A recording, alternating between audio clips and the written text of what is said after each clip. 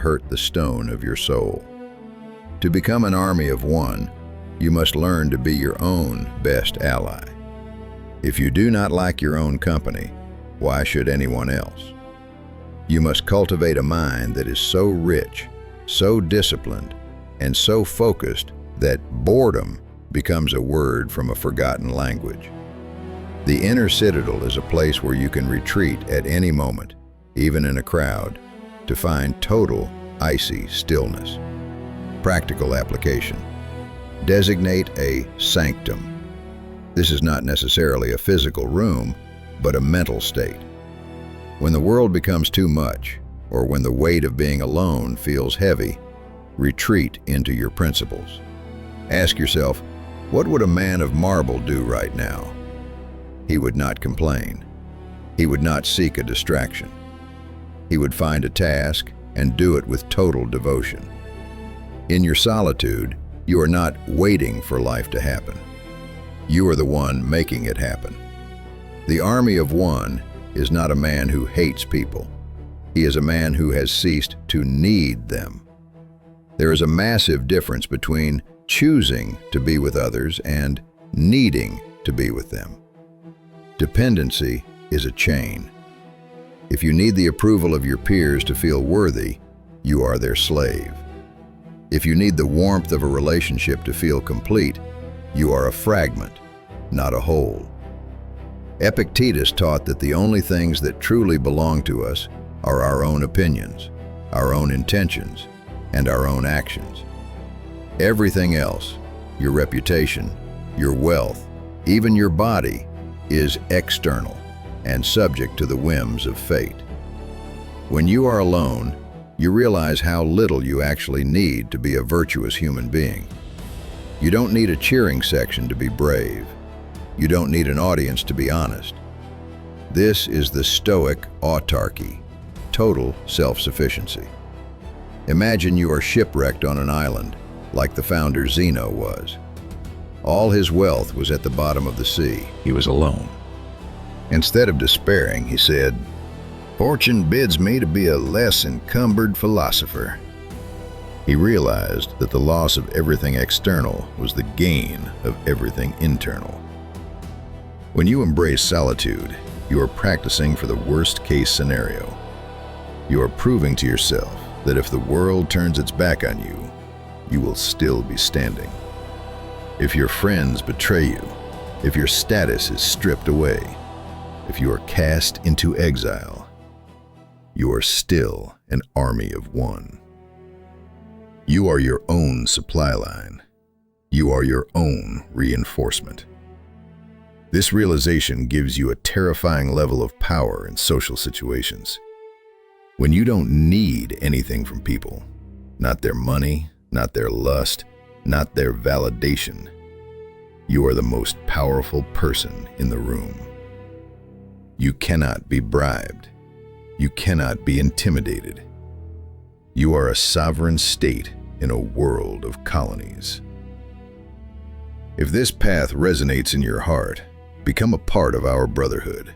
Subscribe to Marble Mind. Let us continue to forge our spirits together in the quiet of the forge.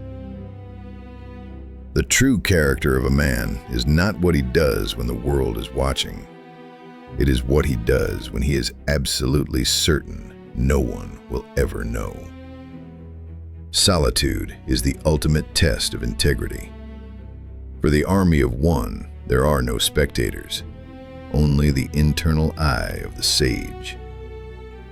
In the crowd, we are often virtuous out of vanity. We seek the applause of the audience. But in the shadows of solitude, vanity dies a cold death.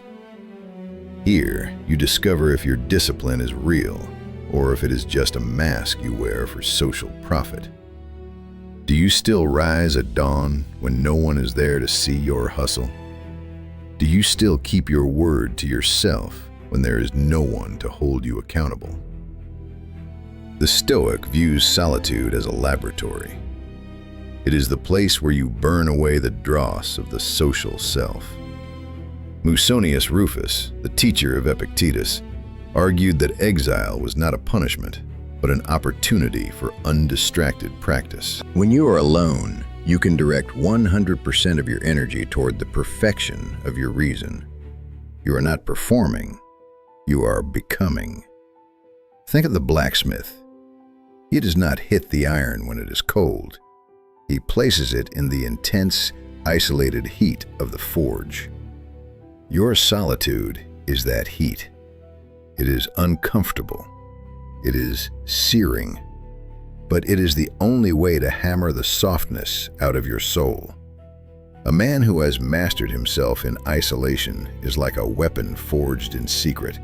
When he finally steps into the light, he is sharper and more resilient than anyone expects.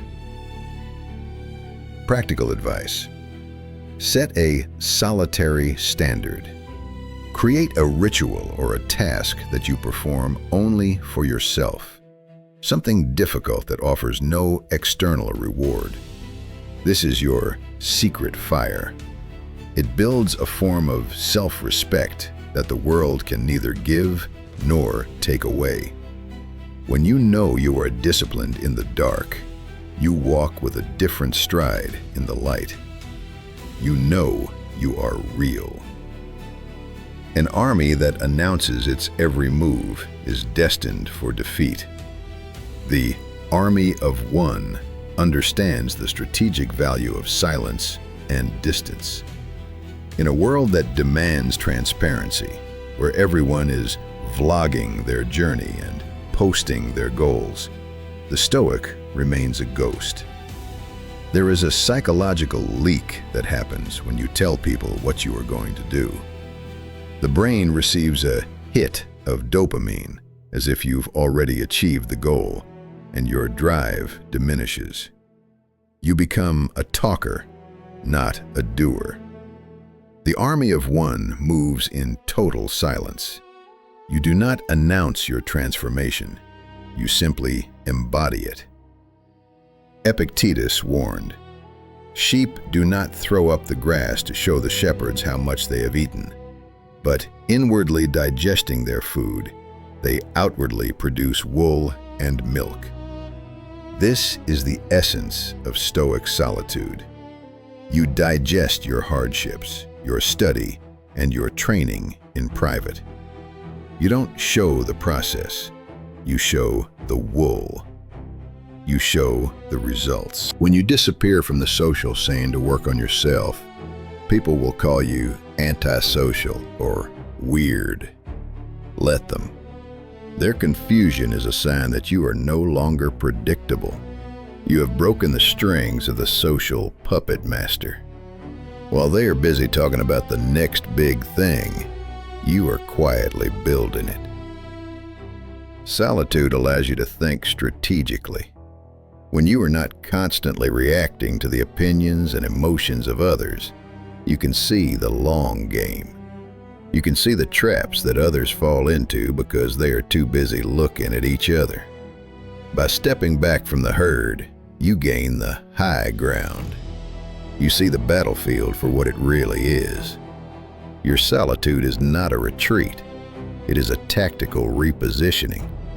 You are not hiding. You are flanking the world. Let us be honest. Solitude is not always a peaceful garden. Often, it is a desert where the sun of self-awareness burns without mercy. It is painful to be alone with your own failures, your own aging, and your own mortality. But the Stoic does not seek to numb this pain. He seeks to use it. Marcus Aurelius wrote, "The mind converts and overthrows every obstacle to its action into a means." This is the core of the army of one. If loneliness is a weight, you use it to build spiritual muscle. If isolation is a cold wind, you use it to harden your skin. You do not ask for the burden to be lightened. You ask for your back to be strengthened.